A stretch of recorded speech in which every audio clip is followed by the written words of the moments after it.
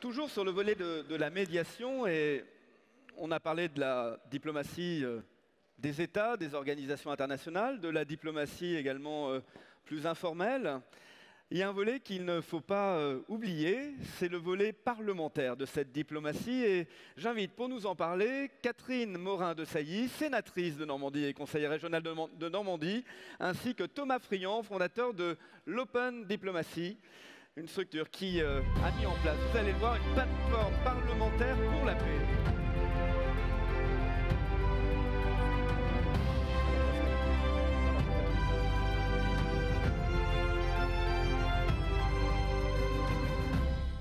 Alors, Catherine et Thomas.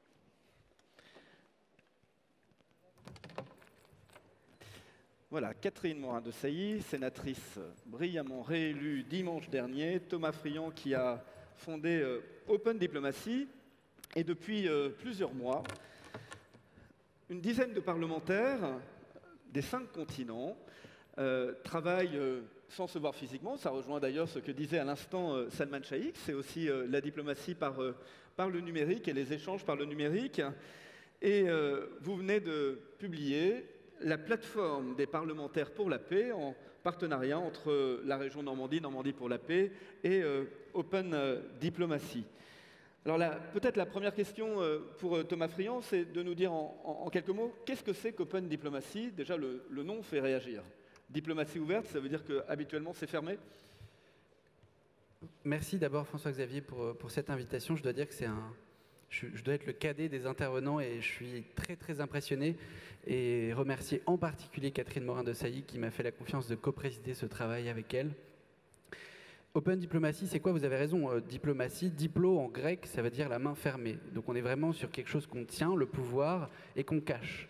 Et l'ouvrir, c'est exactement traduire dans une action tout au long de l'année, et en particulier avec des jeunes, d'une certaine manière la philosophie qui anime Normandie pour la paix, pas seulement le forum, l'ensemble de l'initiative, en étant capable de proposer aux citoyens, et ça a été dit par de nombreux de nos intervenants, d'abord d'avoir accès aux connaissances qui sont nécessaires pour pouvoir agir, et de s'engager. Au fond, on croit qu'il n'y a pas de citoyenneté heureuse sans citoyenneté active, il n'y a pas de citoyenneté active sans citoyenneté informée, et je parle sous l'égide de la présidente sortante de la commission des médias du Sénat. On a vraiment cette logique d'être à la fois un média qui permet de décrypter l'actualité internationale et une plateforme d'engagement pour les jeunes en particulier, puisque toutes ces activités remontent à la création du G20 des jeunes il y a 10 ans, qui depuis 10 ans permet aux générations futures d'interpeller les chefs d'État et de gouvernement sur les sujets qui les concernent. Et je sais que ça boucle la boucle avec votre premier sujet, les grandes disruptions climatiques, dont tout le monde s'accorde à dire que notre génération, moi j'ai 30 ans à peu près, ne vivra pas dans un monde stable, elle vivra dans un monde dangereux, et donc il faut embrasser cette difficulté non seulement avec le système multilatéral, mais aussi avec la force des citoyens. Alors Catherine Morin-Desailly, vous êtes particulièrement active au Sénat. Il existe beaucoup d'enceintes parlementaires d'organisations internationales qui ont un volet parlementaire. Nous accueillons hier la secrétaire générale de l'Organisation internationale de la francophonie. Il existe une assemblée parlementaire de la francophonie. Nous avons tout à l'heure écouté la secrétaire générale du Conseil de l'Europe. Il existe une assemblée parlementaire du Conseil de l'Europe. Il existe une union interparlementaire internationale. Néanmoins, vous participez à la constitution de cette plateforme parlementaire pour la paix.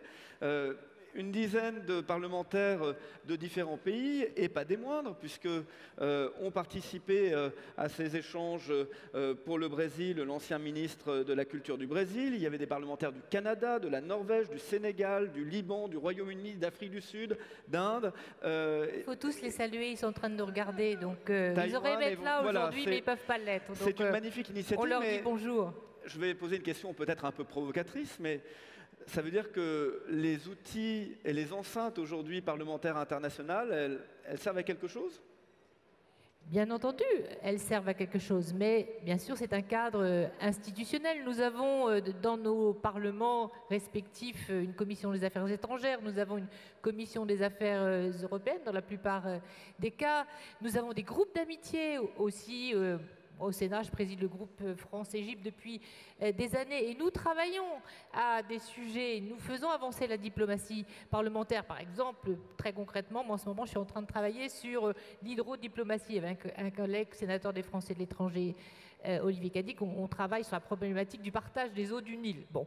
Mais on se rend compte qu'il nous faut peut-être des instances plus originales, on va dire les choses ainsi, qui nous permettent d'être plus audacieux, plus créatifs et de conduire un travail peut-être plus approfondi, plus continu. C'est pour ça que l'initiative de Thomas Friand est formidable. Ça va nous permettre de constituer un embryon de parlementaires. Nous avons travaillé ensemble plusieurs semaines et nous avons réfléchi à quels étaient les défis dont on a parlé depuis 2 jours ici au Forum Normandie pour la paix. Ces défis, ils sont immenses. Donc on voit qu'il faut qu'à travers cette expérience, on reconstruise du multilatéralisme. Et en fait, 10 parlementaires issus de 5 continents qui travaillent pendant plusieurs semaines à bâtir ce socle pour après faire boule de neige et aller chercher tous les autres parlementaires du monde entier, à partir de nos principes, à partir de notre appel à l'action, eh bien on voit que c'est ça, commencer à recréer du multilatéralisme. Alors, vous avez adopté une plateforme qui décline d'une certaine façon le manifeste Normandie pour la paix qui a été signé ici même l'an dernier, avec un certain nombre de sujets très concrets. Ce n'est pas une déclaration de plus, c'est vraiment un plan d'action. Comment vous allez le décliner? Je sais qu'il y a, Catherine Morin-Desailly, un sujet qui vous tient particulièrement à cœur, et Jean-Louis Gergorin en a parlé tout à l'heure, c'est la gouvernance mondiale de l'Internet. Il nous manque des outils aujourd'hui. À quoi peut servir cette plateforme sur ce sujet précis? Eh bien, c'est partager, par exemple, les travaux de nos assemblées nationales.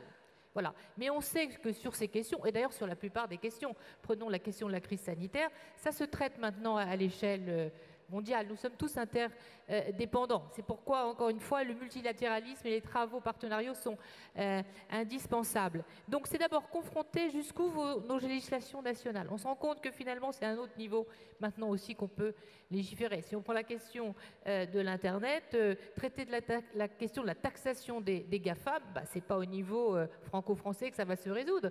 C'est même peut-être même pas seulement au niveau européen, au niveau de l'OCDE à minima. Donc on voit qu'il faut que l'on confronte tout ça et que l'on travaille ensemble. Alors nous avons bâti un projet sur 5 axes d'action. Thomas va en évoquer quelques-uns. Moi, puisque je suis interrogée sur la question de la gouvernance mondiale de l'Internet, ce qui m'a frappé ce matin, j'ai bien écouté tous les intervenants, c'est tous ont souligné finalement qu'on était à la croisée des chemins. En réalité, on est sur une ligne de crête aujourd'hui entre le monde de l'hyper-bienveillance et l'hyper-surveillance que l'Internet, finalement, a contribué à créer. Coup de tonnerre, l'affaire d'Edward Snowden, je ne sais pas si vous vous souvenez, en 2013, révèle en fait que s'exerce une surveillance de masse généralisée des individus à travers le monde et que finalement l'Internet de ses débuts n'est plus finalement le mythe de l'Internet, voilà, le monde, tout le monde il est beau, tout le monde il est gentil. Nous sommes dans un nouveau terrain, sur un nouveau terrain d'affrontement mondial avec un certain nombre de fragilisés. Nous sommes dans un monde à mi-chemin entre le capitalisme de surveillance théorisé par la professeure d'Harvard, Shoshana Zuboff, je renvoie à son livre, il est vraiment formidable. Et puis le modèle du crédit social chinois, qui est un modèle autoritaire de contrôle. Et entre ces deux mondes, voilà, nous sommes en tenaille et nous cherchons à inventer, nous en avons beaucoup parlé avec les parlementaires, un monde de l'Internet durable, soutenable, qui pourra porter des valeurs que nous partageons de démocratie. Alors pour ce faire, on a réfléchi ensemble et dans notre manifeste, vous trouvez une proposition d'un traité international qui ne serait pas forcément un traité onusien parce que tous les pays adhérents à l'ONU ne sont pas non plus dans le partage des mêmes valeurs au regard de ce que doit être le partage du réseau des réseaux, mais à minima, il nous faut revoir les instances de gouvernance de l'Internet qui en réalité sont tout à fait insuffisantes et inexistantes. C'est même le fondateur du web, Tim Berners-Lee, qui le dit au lendemain de l'affaire Cambridge Analytica, qui révèle la manipulation des élections américaines par les Russes avec la complicité de Facebook. Hein. Facebook, que mon homologue donc de la présidence, qui préside la commission digitale au Parlement britannique, n'hésite pas à parler de mafia, mais ça a été évoqué tout à l'heure, le mot, je crois, par Dominique Nora du Nouvel Obs. Eh bien, tout cela révèle que nous devons nous emparer de cette gouvernance de l'Internet et réguler. Donc ça fait partie de nos objectifs. Ça, c'est un des points avec vraiment un objectif très concret, c'est de faire du lobbying parlementaire pour réussir à porter ce nouvel outil international qui manque. Alors, parmi les autres points du plan d'action, on a des sujets sur la santé, on a des sujets sur l'environnement, sur l'éducation, beaucoup de sujets sur aussi la lutte contre la corruption, parce qu'on sait que ça a des impacts très importants sur les conflits. Ce document, vous pouvez le trouver en ligne sur le site Normandie pour la paix. Thomas Friand, pour conclure notre échange, évidemment, ça ne suffit pas. C'est quoi la suite? La suite, c'est de continuer ce travail qui a commencé avec un principe très simple, l'humilité. On a réuni des parlementaires qui sont par là pour le parlementer, si vous me permettez cette expression. On a réuni des parlementaires qui sont partis du manifeste Normandie pour la paix, qui ont pris ces valeurs pour passer à l'action, qui se sont inspirés de cette magnifique maxime de Bergson que j'affectionne tant, c'est-à-dire penser en homme d'action, puis agir en homme de pensée.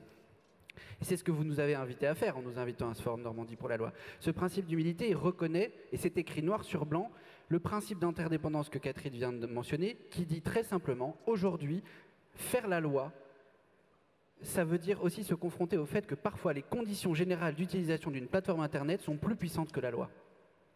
Donc on va continuer avec ce principe d'humilité, pas pour ajouter une déclaration supplémentaire pour caler une étagère normande, pas du tout, parce que c'est un plan de travail. C'est un plan de travail pour avancer, pour fédérer la société civile, fédérer les électeurs de Catherine Morin-Desailly, fédérer les électeurs de Marcelo Lucarero au Brésil, fédérer les électeurs de Philippa Whitford en Écosse, fédérer les électeurs de Dimad Jamali au Liban, etc., etc.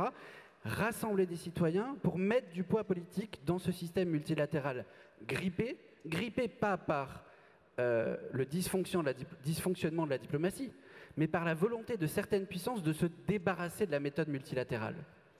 Et donc là, on a des parlementaires qui ont une force d'entraînement extraordinaire, qui reconnaissent avec humilité le fait que faire la loi n'est plus tout à fait suffisant, en tout cas qu'il faut réinventer la façon de faire la loi, et qui ont décidé de soutenir des projets très concrets, de ne pas réinventer la roue, de ne pas réinventer des mots, de prendre des projets. Gabriela Ramos, qui était là tout à l'heure, a travaillé à l'OCDE, elle travaille maintenant à l'UNESCO sur les principes d'une intelligence artificielle éthique. On ne va pas réinventer le travail de l'UNESCO, on a 10 parlementaires qui reconnaissent le travail de l'UNESCO, qui vont mettre tout leur poids politique dans la balance pour aller soutenir le travail de cette instance multilatérale qui a besoin de faire face au fait que les États-Unis ont décidé, en un claquement de doigts, de les priver de 25% de leur budget. Donc quand on va voter la loi de finances, moi je ne la voterai pas parce que je ne suis pas parlementaire, mais j'espère que les parlementaires de ces 10 États vont se dire oui, l'UNESCO a été privé de 25% de ses moyens pour délivrer des principes d'intelligence artificielle éthique. Eh bien voilà, on va faire ce travail-là.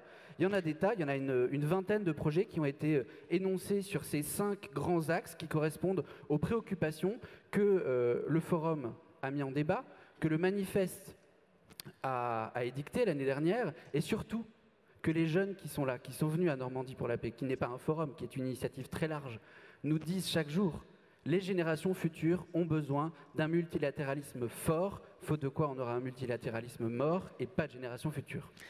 Et j'invite, en vous écoutant, les parlementaires du monde entier à se saisir de cette plateforme Normandie pour la paix, à l'embrasser, à la faire grossir et à faire en sorte que vos idées, vos propositions puissent être portées dans le débat public. La diplomatie parlementaire, c'est la diplomatie de la démocratie. Merci pour ce très beau travail. Chère Catherine Morin-Desailly, cher Thomas Friand.